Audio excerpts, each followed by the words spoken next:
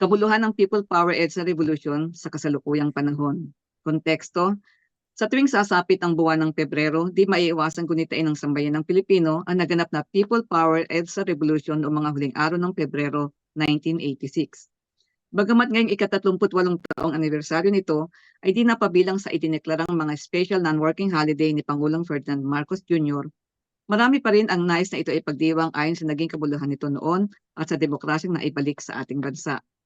Petsa, Pebrero 25 nang tuluyang mapatalsik ang diktador na ama ng kasalukuyang Pangulo. Kaya marahil ay naroon pa rin at aninagang multo ng nakaraan kung kaya't hindi ito nais na ipagdiwang o gawing non-working holiday at pinangatwiran ng natapat naman kasi sa araw ng linggo. Marahil sa kasalukuyang panahon at pambansang sitwasyon, ano nga bang kahulugan pa nito sa buhay ng mga Pilipino? Mayroon pa bang natitira sa mga sumama noon sa Peaceful Revolution na binibigyang halaga ito at dapat lamang na ipagdiwang pa rin? Marami nang naging pagbabago mula noon. Ang ibang nakasama noon ay nagsibaligtad na rin at itinuring itong isang kapiranggot lamang na pangyayari at sa palagay nila ay hindi na naman nakapagdulot ng hangad na pagbabago. Sa iba namang itinuring itong isang malaking impluwensya sa pagbabago sa bansa at naging inspirasyon din sa buong mundo, nararapat lamang nabigyan pa rin ng halaga at maipagdiwang. Sa pamumuno ngayon ng kasalukuyang Pangulo, makaaasa ba tayo na bibigyang halaga ito dahil sa sariling ama niya ang napatalsik noon?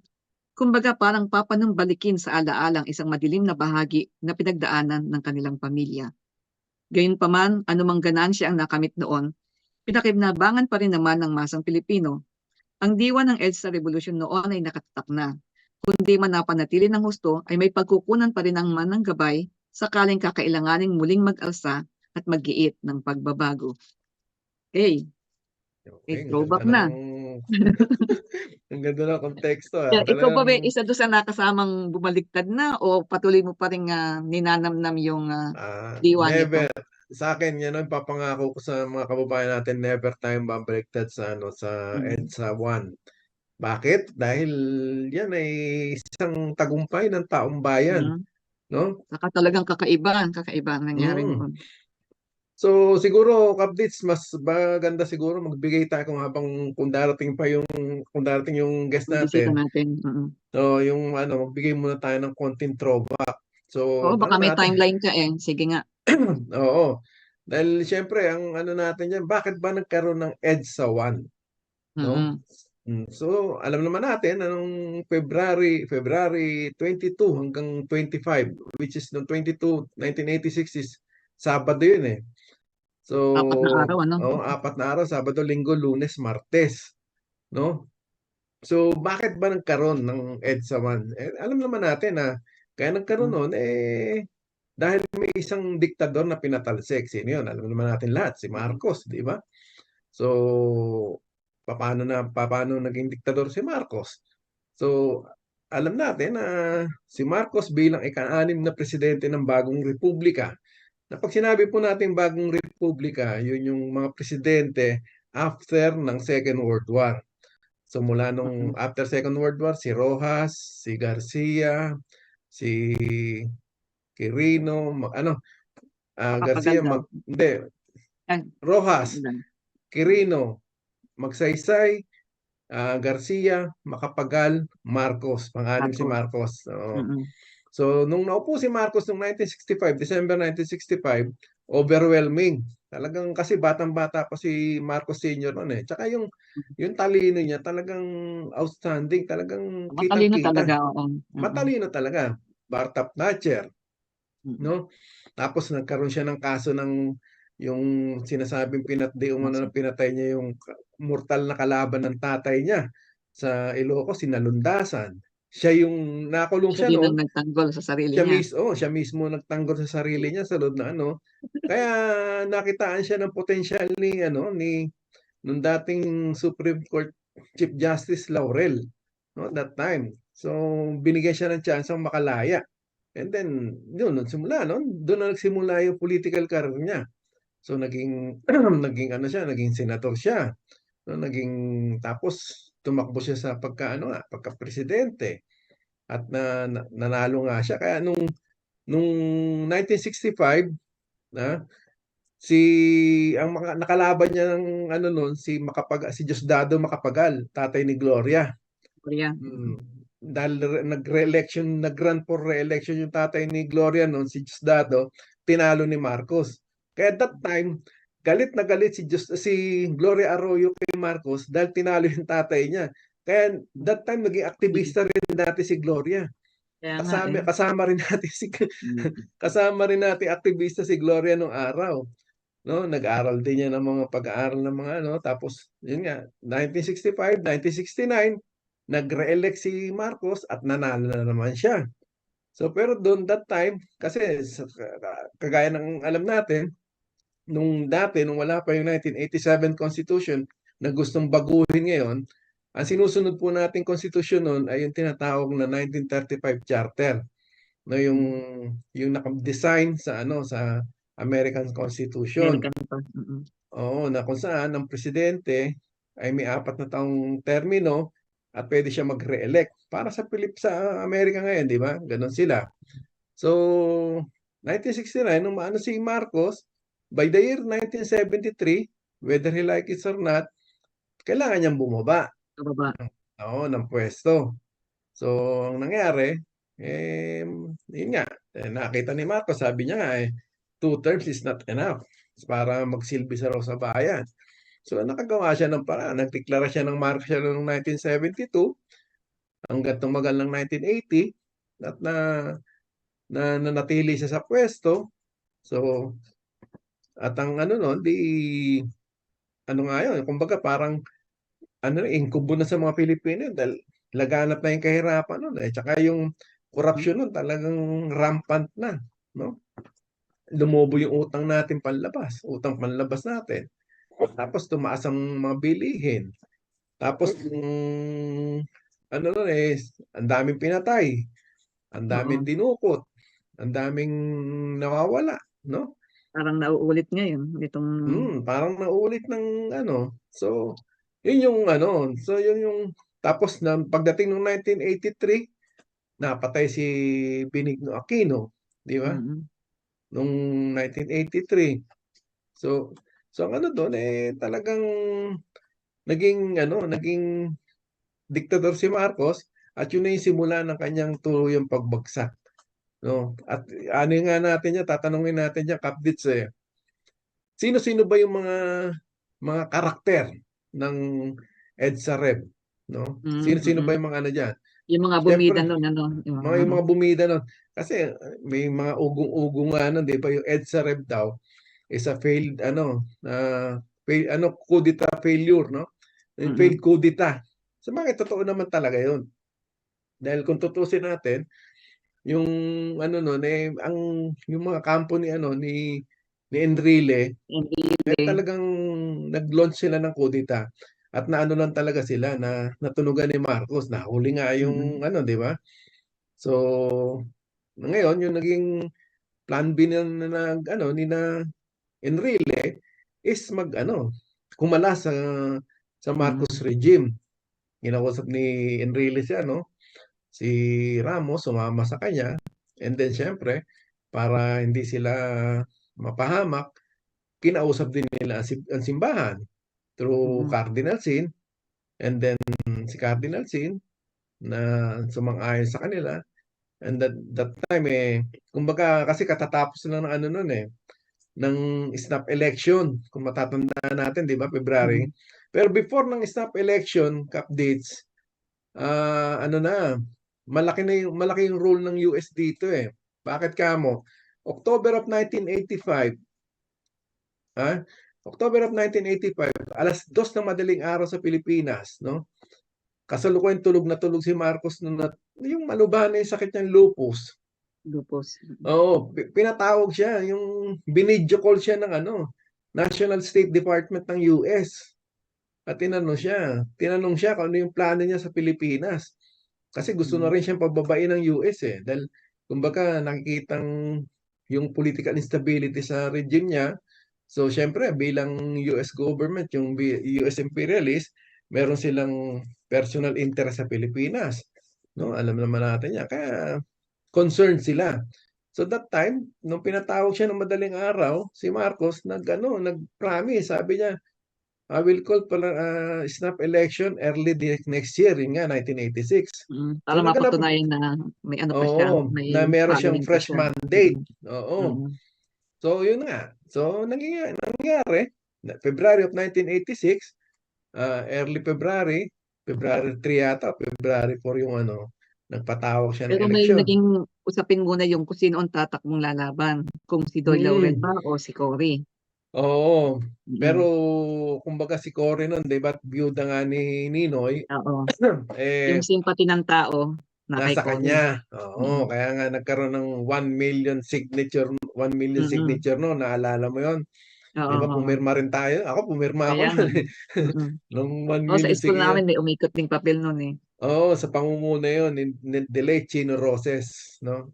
Hmm. Naalala ko si Chino Roses pagka nakakasama namin sa rally, yung biro mo that time 80 plus na siya pero Oo, talagang bang masugid. nakakaya pa niyang lumakad ano? Oo, kaya nga mai-inspired ka talaga gano'n ka pa katatanda, Baka sina Jokno, nandun kasama natin noon yung talagang mga statesman talaga, yung yung mga talagang mga yeah, correct, pulitikong correct. mahuhusay, oo. Yung mga state yun tama, tama yung term mo, statement talaga. Sina Chino Roses, sina Jokno, sina Mm. Tañada, sina Yun yung Catalin. kumbaga sa ano eh, yung Hmm, panahon na talagang mahuhusay yung mga ano, oo, yung yung mga mga pulitiko. pulitiko natin. Hindi yung At katulad nung ngayon. Ay naku. ay kaya nga yun ang ano dun. So, yun. So, as early as 85 'no, kinakausap na, so may role din ng US talaga. Mm. Kaya nga Mm. 'pag nag-rally tayo nun, hindi lang US Marcos ang ano natin, kasi may mga political ano, yung mga US ano, US envoy, yung mga tawag dito, yung mga tinatawag na troubleshooter ng Amerika, 'no? Like sino, si Philip Habib, naalala mo yun, si Philip Habib? Oo. Yung troubleshooter sa Vietnam, sa Nicaragua, sa ano, yun yung pagka may mga magugulong bansa pinapadala ng US yun.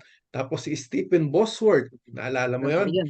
Si Gineo Yung natatandaan talaga yung mga pangalan. Dikit daw eh, sila. di kasanggapan ni Gino. Eh, yun yung mga kumausap sa mga ano, no, kumbaga isa sa Ayun oh, mga, Vito Salonga oh, may ayun si nag-ano dito. Jovito Mm. Salonga, yun, oo. Yun yung mga ano nun. Tapos sina Chupisto Ginggona. Oo. Yan, ang mga talagang Titingnan ko yung mga comment dito eh, dahil parang gusto rin nilang ano, mag-reminisce. tapos ayun nga, kumbaga may hugong-hugong nga nun bago mag-EDSA Rev, kinausap ng ano, ng mga troubleshooter ng Amerika si Marcos, unang-una yatang kinausap nun, sabi, 'no? At sabi, para wag kang magkakagulo diyan sa Pilipinas, eh, mag-ano ka, yung i-share mo yung power. Yung nung after nung Mm. ano, 'di ba naalala mo na yung nag-call ng political ano, sharing of political power si Marcos Oo, oo. after ng snap election, pero hindi Mm. kinagat ng ano, 'di ba? Hindi kinagat ng mga oposisyon. Tapos Mm. kinausap na rin sina Enrile, sina ano, yun nga, nag-stage ng kudeta, nag-fail. So, kinausap na rin sina Cardinal Sin. So, yun yung ano. So, yun yung senaryo. Kaya Kumbaga, nga eh. makikita natin yung EDSA 1, ang dami palang ano, ang daming mga karakter na nakapaloob. Pero, ang number one na talagang nagpatunay ng EDSA 1 is taong bayan. Kasi, Oo. kahit merong US, kahit merong Fidel o Juan Ponce Enrile, may Cory, may Cardinal Sin, kung walang taong bayan, Mm. hindi magsasucceed ang EDSA 1, 'di ba? Tama, mali? Milyong tao yun. Oo, At milyon saka 'yun. hindi lang doon sa EDSA talaga ang tao. Pati doon Well, sa mga QCCs, kami yung nun wala kami provinces sa may EDSA nun, tao. Mm. Kami nun wala kami sa EDSA nun. Nandun kami sa Malacanang, sa Hmm. Recto, yung mula Menjola hanggang dun sa Divisoria. Puno Hmm. ng mga estudyante yun, tsaka ano, andun kami nun. Talagang ang kaharap namin yung tangke. Talagang umaano yung tangke nun. Yung nagbibiro na nga kami, para pag may kaharap kaming tangke, tatanungin ko yung kasama ko, may dala ka bang abrilata diyan? Bakit? Pantanggal diyan, pang ano, pang ano diyan sa tangke. Yung pampalakas na lang ng loob na ano, di ba? Oo. Pero tapos ang ano nga diyan, nung lumala na, 'di ba, nung nanawagan na si Cardinal Sin ng Sabado Mm. ng ano, Linggo ng umaga yata nanawagan, 23. Kasi 22 gabi nag-announce yan na ano, 'di ba nung Mm. nag-announce sina Enrile, Nasa pumunta ano din sila sa tayo, Camp nasa school tayo Crame, nun, eh. nung mag-fail yung kudeta nila, nagpunta sila ng ano, 'di ba, ng Campo Crame. Tapos saka ng Dahil alam nilang Aguinaldo. titirahin sila, eh. Mm. Dahil Alam may nilang kampo din titira naman sila, meron ding hawak na ano si Marcos, eh. mm. Sila ang Kasi kumbaga, uunahin talaga. ang ano natin dun, siyempre, bakit si Enrile at si Ramos? Titignan natin kung a-analysehin natin, meron silang political interest, 'di Mm. ba? Kasi unang-una si Enrile, alam niya na hangga't nandiyan si Ramos, hindi siya magiging presidente. Hangga't nandiyan si Marcos, hindi siya magiging presidente. At si Ramos naman Mm. that time, na isang West Pointer, hindi siya magiging chief of staff, 'di ba? Then Vice andyan chief si of Ber. staff na siya. Oh, si Ber, 'di ba? Dahil Mm. si Ber sinasabi nga noon Cub Scout lang pero naging chief of staff ni ni, ni Marcos, 'di ba? Dahil trusted siya. Yung Oo. trusted siya ni Eh, ano parang ni ano din pala 'no, merong similarity din ngayon dahil yung isang tagabili lang daw ng turon noon, eh, senador na ngayon. Kilala mo ba yun? Hindi ko kilala yun, Sino ba yun? Bulong mo nga sa akin, Bulong niyo, Mamaya. papabulong niyo sa akin ni Jean Baka mamaya. tayo matira, eh, 'pag sinabi ko, eh. Ready, Ay, get, set. ay, Ah, Ready, get, eh, set. ready, get, set daw. Ready, get, ah, set. oo. Ayun yung ano, 'di ba ang ano nun, kumbaga, ang ano, talagang masalimuot, ika nga, yung nangyari nung EDSA 1. Pero pinatunayan ng taong bayan na kung magkakaisa, 'no, nasa pagkakaisa ang lakas at nasa pagkilos ang tagumpay. So, 'di ba nung nanawagan si Cardinal Sin nung gabi ng 22, tapos 23, Linggo, Unti-unti na, unti-unti ng dumadami ng dumami tao yung nun. tao. Tapos gusto nang i-disperse ng Marcos regime, 'no? Mm. 'Di ba sa national May 'di ba television nun, sino yung nag-aano nun, Radyo nagko-command na Veritas. oo, titirahin na daw ba, yung parang gano'n. Kasi Tayo nung na lang yung hudyat ni Hudyat Marcos. na lang, oo, mm. 'di ba ang ano nga ni Madinig. ang ano nga ni, ba't di mo pasamahin si Jean diyan para Kaya nga, eh, nakaharap makasama sa natin akin, sa eh, parang sabi kwentuhan? niya, wala daw siyang lipstick.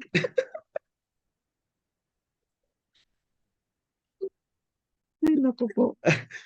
Ayun, ayun ang ano, 'di ba yung ang Magkasama na kasi kami no'n, mag-boyfriend na kami no'n nung panahon na yun kaya sa hmm. lahat ng mga pagkilos, lahat ng rally magkasama kami ni Jean. Saka ang Pero tao nasa kayo sa Bulacan nun? Bulacan kami dahil hindi na nga makaano, eh, hindi na Oo, dahil makakadaan, eh, hinarangan na, hinarangan eh. ng ano, lahat ng Oo, entry ng point nun tao. hinarangan na Cavite tsaka hinarangan Bulacan, na. eh. Bale ang binabantayan na lang namin nun yung Radio Veritas dahil pasasabugin daw Transmission. yung transmission. Mm, Dahil mm, doon nag-aano si ano, eh, do'n ina-announce sa Radio Veritas. Eh, mm. nandun yun sa May Tikay, sa Malolos. Kasi yun yung Radyo Veritas po, para sa kaalaman natin, yun yung nag-iisang radyo nun talagang kasi alam naman natin nung panahon ni Marcos, lahat ng radio station, lahat ng TV station, ano yun, sarado yun at kung hindi Oo, man sarado, manipulated niya. So ibig sabihin, hawak-hawak na lang, lahat ng sasabihin nun, lahat ng papakita ron, Transfer na. pabor sa kanya. So mm. bukod sino nga yung announcer Ano din sa tayo? Radio Veritas na namatay na, yung babae? Si, Si teka, sino nga ba yun? oo, yung, Nakalimutan ko. Basta ang mga nandoroon ay yung tatay ni Prince Punsalan, si Oli Punsalan, Ben mm, Carrion, si Father Dato minsan nandun din. mm, Sino ba yung babaeng kasama doon? ano nga, Nakalimutan ko yung pangalan, namatay na eh. yun eh. Mm. Mm. Jun Kitly. Ayun, June Kitley, Ayun, Jun June Kitly, Kitley. Yun, Sumalangit na yung mga heroes, yan yung mga talagang heroes, yan oo. mga talagang heroes ng EDSA. Kumbaga, sila yung ano, kumbaga, ang si Enrile at si Raps, kumbaga sinalba lang ng taong bayan yan, di ba? Oo, eh, mga ano nga, eh, Mm. At mahusay bakit din sila, naman? ha? Hindi, ibig sabihin, kasi 'di ba yung nung third day, 'di ba? Third day o second day, 'di ba? In-announce ni Ber yung mga elite forces ng military, particularly US Marines, yung Philippine Marines, eh, in-export na mula Mindanao, yung mga elite force nila doon, pinadala na lahat. So ready to fight na talaga sila. Kaya Pero nga hindi eh. sila gumalaw. Oo, kasi Talagang dumami. wala nang nirespetuhin kung sino man yung mga nandoong tao. Talagang tatamaan yun kung saan. Correct. Kaya nga dumami ng dumami kasi nung ano rin, powerful din yung panawagan ni Cardinal C nung nanawagan siya, di ba? Nagsimula sa ano, hindi Ang tao hindi nabawasan. umalis. Hindi umalis, Hindi umalis nadagdagan ng na nagdagan. oo, Saka nakisama ang panahon, hindi ulan. Doon na talaga nagsitulog. walang ulan. Mm. Tapos bumabaha ng pagkain dahil may mga Mm. nagdadala. Oo, correct. Pagkain, tubig, Yan, sa White damit. Plains, sa EDSA, mula sa ano, hanggang doon sa Green Hills, di ba? Tapos, ang ano nga dyan tawag ito, kinakalkula nga na kahit nung February 25, 1986, ang military forces nasa 85% military forces, hawak ni Marcos. Kung tutusin, kayang-kaya niyang i-crush yung ano, pero hindi niya nagawa. Bakit? Ang nangyari kasi, di ba, sabi nga doon sa balita, hindi lang yung pressure ng taong bayan ng nag-ano kay Marcos.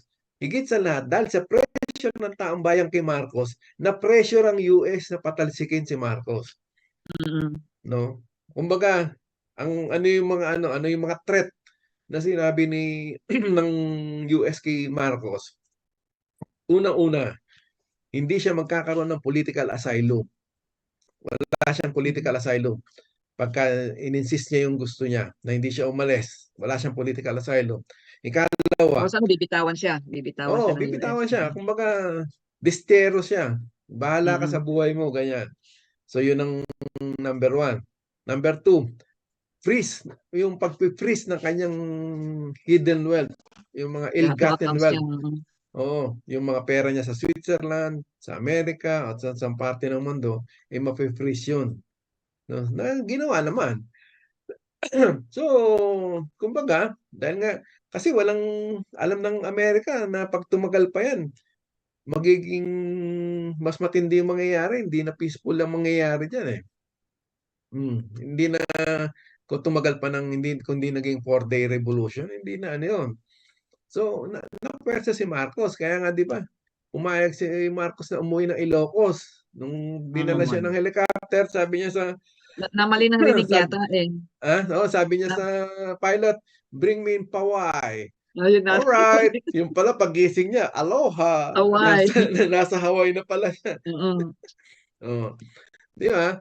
So, yun yung mga pangyayari nung EDSA na 38 years ago na hindi natin dapat kalimutan at hindi tayo dapat magsawa na ikwento sa kabataan kung ano yung nangyari nung mga panahon na yun. No? Ano yung mga concession? Ano yung mga kagandahan? Nagkaroon ng ng partial democracy. Kumbaga, nawala yung di ba? Nawala yung dictatorship, tapos na-restore yung civil rights natin, political rights, no? So, na hindi natin tinatamasa noong panahon ni Marcos, na unti-unting bumabalik ngayon, no? Kaya dapat tayong maging mapagmatsyag na naman. Ano sa tingin mo, Kapdits? Hindi, kaya nga kapag sinasabing ano ba yung mga naging gains natin dito sa EDSA Revolution. Mula nung 1986, nakapitong presidente tayo. Si Cory, si Ramos, si Estrada, si Gloria, si Noynoy, si Digong, at ngayon nga, si Bongbong. So, 7 presidente na ang nagdaan. Noon ang sinasabi natin, ang EDSA ay beacon of hope daw dahil nakuha natin yung freedom, democracy, and equality. Pero kung pag-uusapan natin ngayon yung sitwasyon ng bansa, particular itong mga manggagawa, may mga nabasa ko kanina na yung mga pinuno ng mga ano natin ngayon, mga labor union, mga samahan Mm. ng mga manggagawa, hindi rin daw nakamit yung talagang inaasam ng mga manggagawa buhat nung magkaroon ng EDSA revolution. Tama Yung naman. ano pa, Tama naman. promise lang daw, hanggang nanatiling isang Mm. pangako lang na hindi natupad. Mm. Tama naman. Kasi nung EDSA 1, no, andun yung pananaw ng taong bayan, yung nung pag-asa ng taong bayan na magkakaroon ng tinatawag na qualitative change, yung Mm. kwalitatibong pagbabago, which is na hindi nangyari. Ang nangyari lang, quantitative change. Yung Mm. kantitatibong pagbabago, ano yun? Yung quantitative change na tinatawag, yung nagbago yung namumuno.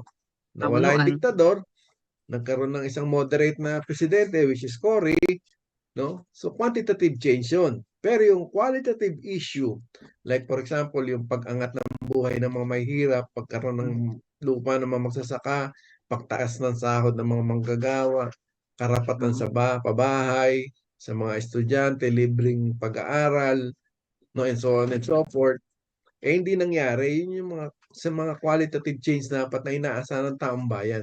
Na kung nasunod lang ng maayos, no, yung mga patakaran, no, yung sinusulong ng taong bayan nun, dapat yun ang nasunod. Kaso na maniobra uli ng Amerika at ng mga Yun. trapo, no?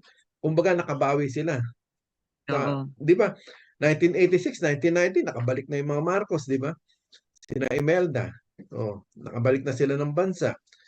Pagkatapos mamatay ni Ferdinand Marcos Sr. noong 1989, 1990, pinayagan na sila ni Ramos na bumalik, di ba?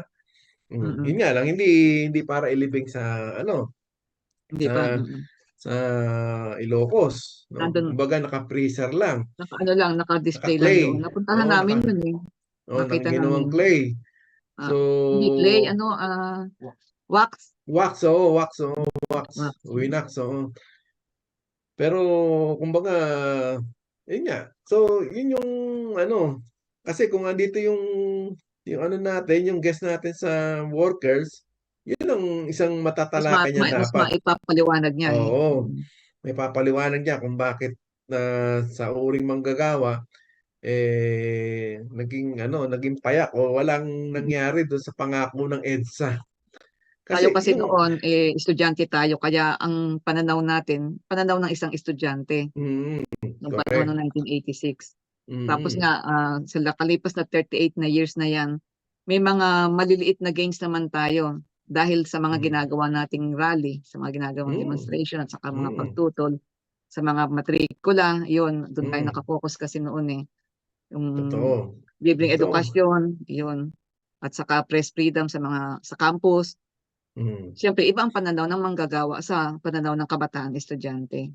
Nga, oo. Kasi, di ba, pagtapos ng right after EDSA, yung political instability, diretso pa rin hanggang panahon ni Cory. Kung naaalala natin, ilang kudita ba yung inabot ni Cory during her Oo, time? nalampasan Nasa naman. 6, 8, di ba? So, Mm, spearheaded ng RAM ni mm. Gringo Nas at saka siyempre, alam naman natin kung sino nasa likod niya, si Enrile. Siguro nga Mm. kasi nga nandun yung desire nila na talagang sila ang silang Mamuno, mangibabaw. Ginamit lang nila siguro itong si si President Cory. Cory Mm. para alam nilang sabihin natin may mahina daw, babae, ganyan. Kaya kaya nilang ano din, palitan, Pero nabigo sila. bigo. Oh, yun. Nabigo sila kasi unang-una kaya sila nabigo dahil din kay Ramos. Dahil si Ramos Mm, ang nag-back up kay Cory. Kaya mm. nga nung 1992 election, mas Siya ang, pinili siya yung siya ang binasbasan na binasbasan ni Cory. So, yun nga, dapat yun ang maano natin sa mga kababayan natin, dapat makita natin, no, yung big picture ng politika natin kung bakit patuloy pa rin yung sistema nagaganap sa ating ano. So, kita natin yun. Di ba? Tumakbo si Enrile noong pagka-presidente. Oh, Oo. all that siya. Di ba? Ano, Mm. sabi ko sa iyo, yung mga kasamahan natin dito, ito nagsisipag comment. Mga Mm. kaidaran kasi. Kaya mga tutok na tutok daw sila sa radyo, sabi ni Chris. Sabi Mm. naman ni Viola, pinayagan daw siya ng principal nila na sumama sa rally. Dahil nun Mm. talaga, pati yung mga eskwelahan, talaga hinayaan yung Oo. mga estudyante na sumama. Mm. Kami nung pagka nag-rally kami nun sa sa UE, talagang lahat ng building doon, administration, science building, CAS, engineering, sarado lahat yun. Nandun kami lahat sa sa square, yung sa pinaka-plaza namin doon. O kaya nandun kami sa labas Kayo sa kasi nasa recto. Maynila kayo kami nasa probinsya, Bulacan. Mm. Alam nila yung taga-bili ng turon. Oo nga, natatawa nga ako. Sino ba? Hindi ko Uy, wag baka tayo maano. May nagbabantay na nga sa atin eh. Yaman na Oo dito, nga. basahin na lang nila. Basahin mo na lang mamaya, ayun oh, kitang-kita ko. Mamaya, babasahin ko yan. Ayun, ang ano natin doon huwag tayong manghinawa o huwag tayong magsawa. Excuse me. Huwag tayong magsawa na gunitain ang EDSA 1 dahil sa EDSA 1 kumbaga nagkaroon tayo ng kumbaga un po de oxigeno, no? Nagkaroon tayo ng konting oxygen dahil sa yun yung tinatawag na yung may term doon nung araw yung democratic yung parang may termino nung araw tayo doon Noted doon sa lang. may Isip ko. democratic ano nga tawag doon? Nawala sa is Wala, talagang tumatanda na tayo. nga. Pero yung ano doon ang sarap Hindi, kunitain nung isang board yun eh. midterm na, 'di ba? Naalala mo yung Oo, midterm oo. na may isang pag nung may isinilang yung EDSA may democratic ano ba baka sa mga nakikinig maalala Oo, nila. baka natatandaan niyo pa yung term na yun. Mm. Father Aris, kung nakikinig yun, alam niya yun. Oh, Oh, wala dito si Father Aris eh. ayun nga So, ayun.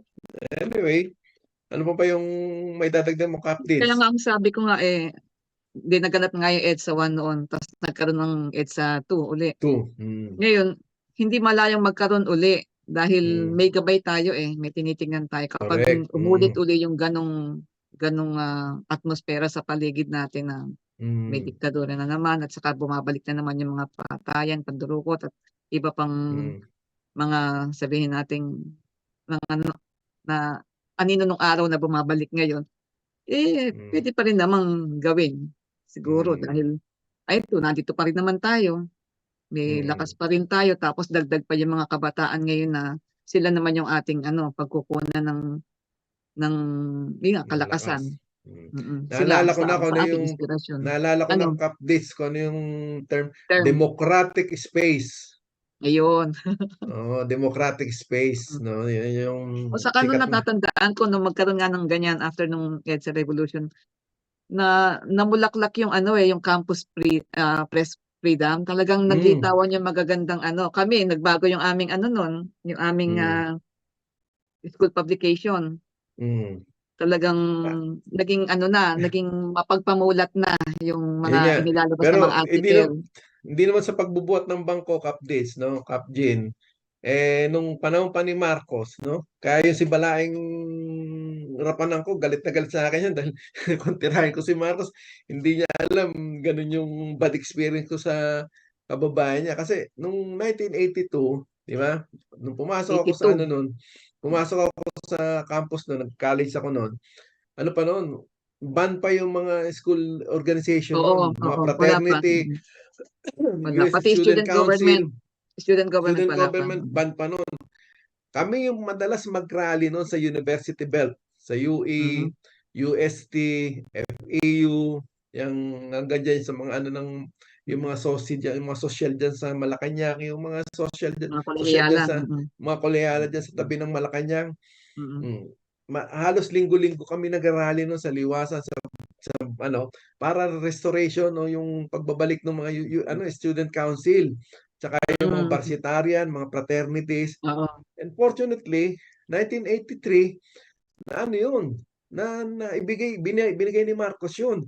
Kaya nga nagkaroon ng first na no, first election ng University Student Council uli noong 1983, ano yung mga aktivista yung nanguna sa particular sa ano namin sa eskwela namin yung sa UE, yung Kapit Basic Party List. Kami yung nag-ano no ng mula 1983 hanggang 1986, 4 years consecutive yun. Puro mga aktivista yung nag-ano noon. Siyempre, Ganun yung din yan kabin. sa amin mo. Tsaka ano no, yung mga organo, school organo, band din, di ba? So, pero naibalik lahat yun. Bago pa mag-EDSA Rev. Tapos, Kasi nagkaroon na rin kami ng student government, yun, tumakbo na ako noon ng campus representative ng architecture. Yun yung una. After nung naban na nga yung student councils and government. Tapos yun ang aming publication nun ang pangalan ni The Pacesetter. Na bago, dati puro mga, yung pangkaraniwang ano lang articles ang lumalabas, mga news.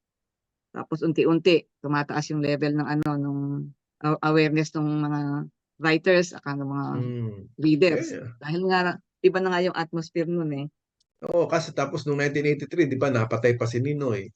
Ayun, Oo, doon kaya ako nung nagsimula nung 83 na yun August 21, nung namatay si 1983. Ninoy.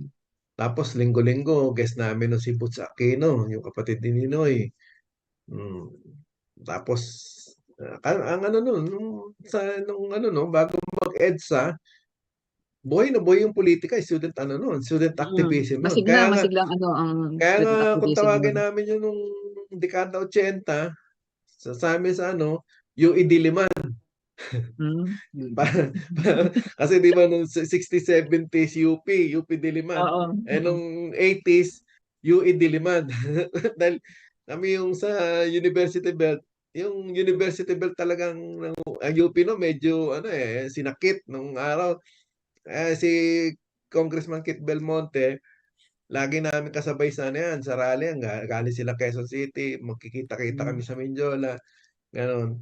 So, yan ang kumbaga, kasaysayan doon. Kaya, proud tayo na naging bahagi tayo ng di ba? Ng EDSA. Nung EDSA 2, wala na ako noon. Nandito na ako noon Anong year ba Nandito ka yun? na ba noon? 2001? 2004 ako dumating dito Andun ka pa noon. So, kumbaga, yung EDSA 2, nung EDSA 2 naman kasi, alam naman natin na yung kay Gloria, nung 1998 hanggang 2000, si ERAP. Era. Tapos 2001, pinatalsik siya. So yun. Tama yung Kasi sinabi medyo mo ano kasi kanina. medyo malabnaw yung ano nun Ha? Medyo malabnaw yung EDSA 2 noon Oo, dahil yun kumbaga, hindi ganun yung highlighted yung issue nun. Kasi issue nun, di ba, yung sa sa Velarde case lang, yung bank account Yun niya. Tapos sa mga weddings, mga Pero yung kay Marcos, talagang marami ang Kumbaga highlighted. yun yung pagkagising, yung nagising yung tao doon sa EDSA 1 na yun. Correct. Kumbaga, yun yung talagang nagpasilakbo ng damdamin ng mga taong bayan, no? Kaya yung hindi na nila napigilan. Kaya nawala na yung takot sa kanila. Kaya Kasi, sana huwag babaluktutin yung kasaysayan, di ba? oo, Huwag correct. buburahin. Dahil andyan yan Merong mga buhay na saksi. Hanggang ngayon buhay pa. At Yun nga. Kaya nga, makapagsasabi ng ang katotohanan, hindi mo kayang tama yung hindi kayang baluktutin ng katotohanan. Kasi pag gumawa ka ng panibagong istorya, bukod doon sa katotohanan, fake news na yon. Kasi ang katotohanan, iisa lang. Di ba? Kung ano yung totoo, iisa lang yun. Hindi mo pwedeng baguhin yun. Tsaka, Kaya sa nakakatuwa yung katotohanan, mga ano nila yung ating mga taga-subaybay. Sarap daw alalahanin. Lagi din daw silang sumasama sa rally nun sa PNU. Philippine Normal University, PNU, no? Si Viola. Kaya siya, marami tayong mga nakatabing mga kasamahan nung araw na kapag naririnig uling alalahanin yung kasaysayan ng EDSA, andyan sila dahil sila yung makapagsasabi na naging bahagi din sila nung panahon na yun. correct. Hindi, kumbaga sa hindi mo mapapasinungalingan yung talagang nangyari. Oo, tsaka, ang sarap sa pakiramdam nung kahit na, di ba? ang Pilipino nun talagang tiningala sa buong mundo, no? buong mundo. Saka ginawang pattern din ng ibang Mm. nagsipag-alsa. Yun nga, kumbaga ang ano dun naipakita natin yung giting ng lahing Pilipino, no? Mm. Kaya nga kilalang-kilala tayo nun sa buong mundo after nung EDSA 1. Tapos Tapos kilalang-kilala ulit tayo ngayon. Bakit natin napabalik? after 50 years ng martial law, napabalik yung anak. Kaya Oh nga my goodness. Hindi, kaya nga yun ang nung sabihin ko doon sa isang amo kong yung senyora na kilala si Mm. Marcos na dictator. Bakit daw naging pangulo yung anak? Mm. Napakahirap sagutin na tayo, kasalanan ba natin kung bakit bumalik yung ganun, yung anak ng diktador. Paano nakabalik? Bagay, oh. Kasi kumbaga katawa-tawa nga di ba? Kasi Mm. nagpatalsikan ng isang diktador. Natalsik mo, tapos ngayon, Tapos andito. bumalik after 36 years, di ba? Mm. So, nakakatawa. Kasi kung tutusin, so ang kumbaga parang indikasyon lang yun na hindi pa ganun kahinog ng political political maturity natin. Kumbaga, Madali pang mawindang, madaling yung kumbaga politically matured tayo pero hindi pa ganun katibay. Kasi naano pa katulad nga nangyari nga yung pagbabalik ng mga Marcos, di ba? So, kasi kung tutusin, tsaka yung kasi yung natin sa justice system, walang napanagot na mga Yun mandarambong, yung mga yun di yun ba? Yung bang hanggang ngayon napakalabo nung hustisya. Talagang wala. Mm. Wala. Yan nga. Tapos Hindi laganap pa napatunayan rin. kung sino ba yung pumatay kay Ninoy. Oo. Dalawa yung nagdaang kaanak niya. Mm. Bakit hindi nabungkal Hindi, yun? merong alam ko hindi, alam ang pinagtatalo lang naman doon kung sino yung mastermind. Yung bumaril, alam naman kung Mastermind, sino. oo. Yung bumaril, alam naman Nakakaawa na yung lahat mga Yung yung mga, mga pinakilos. oo, yung mga nakulong na 14 ba yun? Yung Mga mga, nangamatay na, di ba? Isa-isa nangamatay. oo, karamihan doon. Yung iba may edad na. Kaya na eh. Nakalaya na rin daw yung iba. Lalo na si Galman, no? Lalo na si Rolando Galman. Talagang naging, kumbaga, yun yung kumbaga, yun yung kumbaga yung doon pa lang nakikita na natin na yun nung araw pa lang meron sinasabing fake news. Di ba? Nung Oo. palabasin nila si Galman daw yung gunman. Pero ang maganda ron, walang naniwala. No? Oo. Sabi ng mga tao paano magiging gunman yan hawak niya si Ninoy nung bumaba ng tarmac ng eroplano. Di ba? Kahit na anong Nagulat nga si investigasyon ng ginawa, pag talagang may nabuo na talaga silang narrative. nagulat nga Mm. si Ninoy dahil nang dumating si Ninoy sa itaas, sa langit. Paano nangyari na narito nauna ka pa sa akin, ikaw ang pumatay sa akin. Nauna na. Sabi raw ni Marcos, alam mo kung bakit? Tingnan mo yung nakasulat sa krus. Di ba? INRI. Oo. Ano ibig sabihin niyan? Ilocos Norte, Region 1.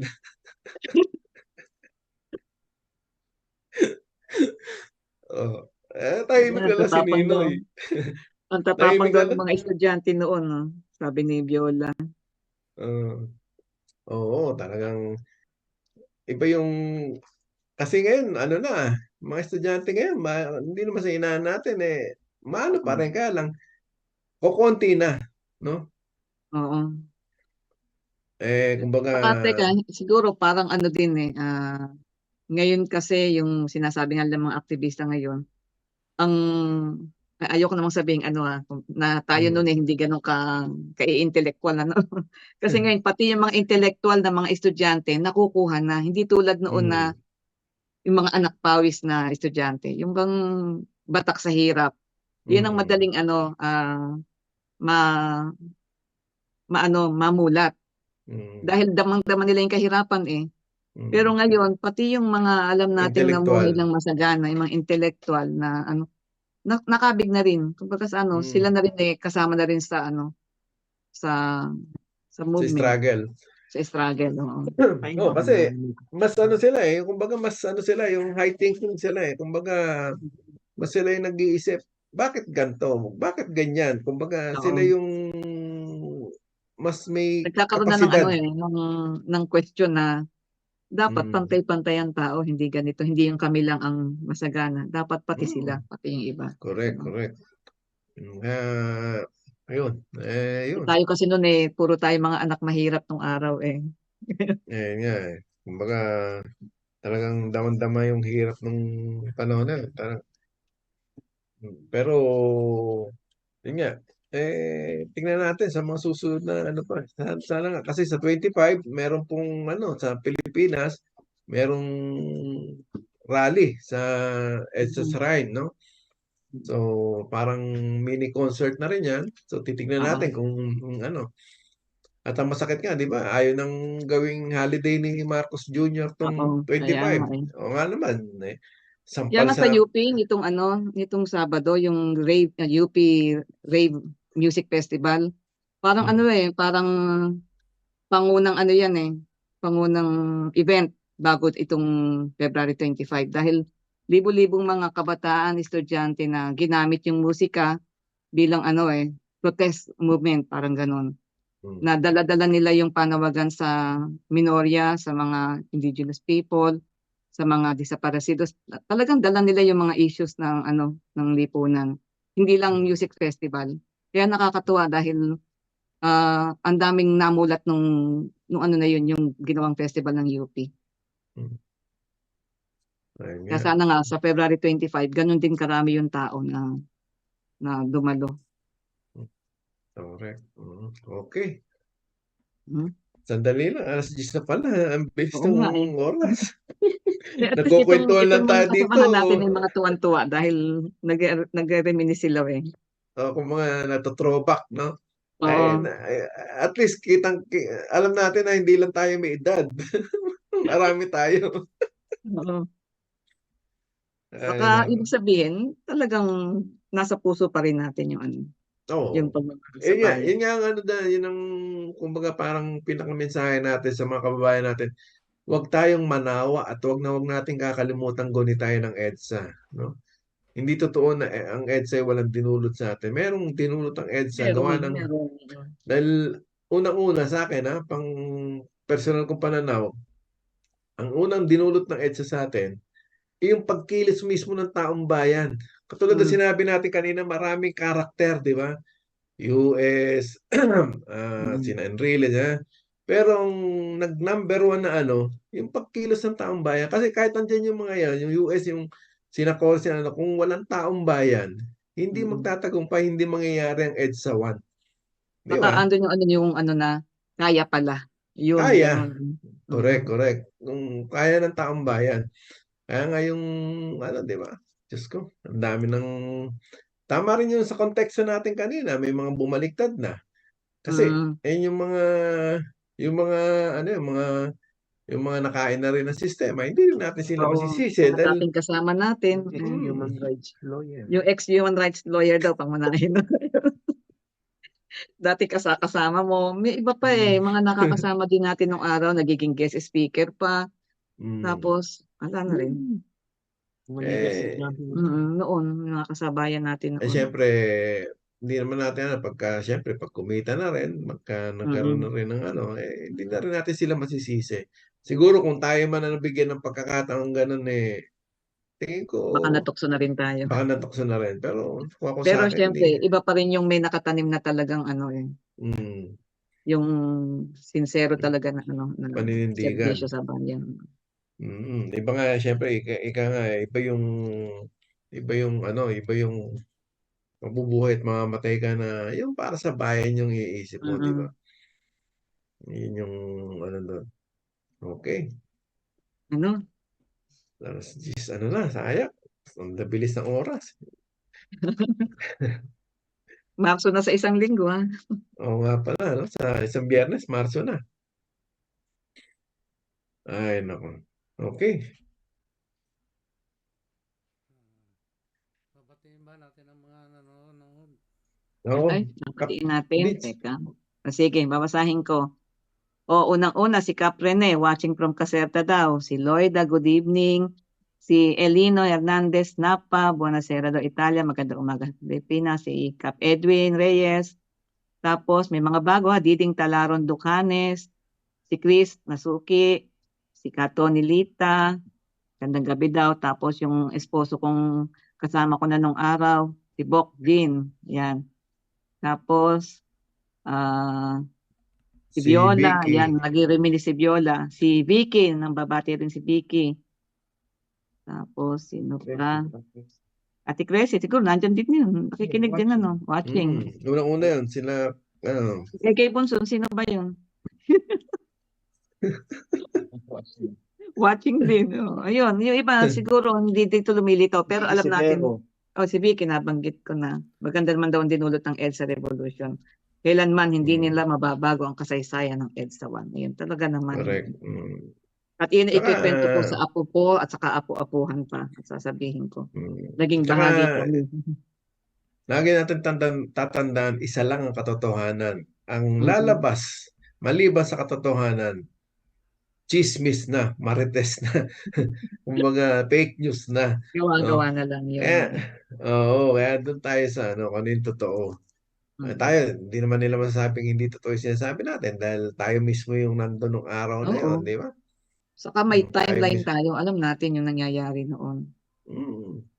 Kaya kahit na ma-age At reveal tayo, mapapatotohanan natin yan sa mga video, sa mga dyaryo noon na talagang naglabas ng mga totoong balita. Huwag naman kaya horse. nakakamiss yun. Kaya nakakamiss din yung mga panahon ni na Salonga ni na ano, yung mga joke, no? Oo. Kaya sana, wish ko lang sa 2025, bumalik yung yung anak ni Joke, no? Si Kapepe, si Cashel Joke, no? Di ba? Sana Oo. manalo siya sa Paano naman 2020. yung anak naman ng ibang mga noon nandyan pa. Nandyan pa Ayun sila. nga, si Erin Tanyada, ni Ayun, Kataning, nakasama ni namin si Kataning. Erin. Si Erin ba sa NUSP? Hindi ko matanda ko sa NUSP siya. Tapos yung ano ngayon ng UP, president ng UP, si Angelo Jimenez. Yan, kasama ko sa College Editors Guild noon. Yan na ngayon ng pinuno ng UP. Marami pang ano ngayon na nakapwesto na sila yun, di ba? Yan nga. Sana sa 2025, makita natin yung resulta, no?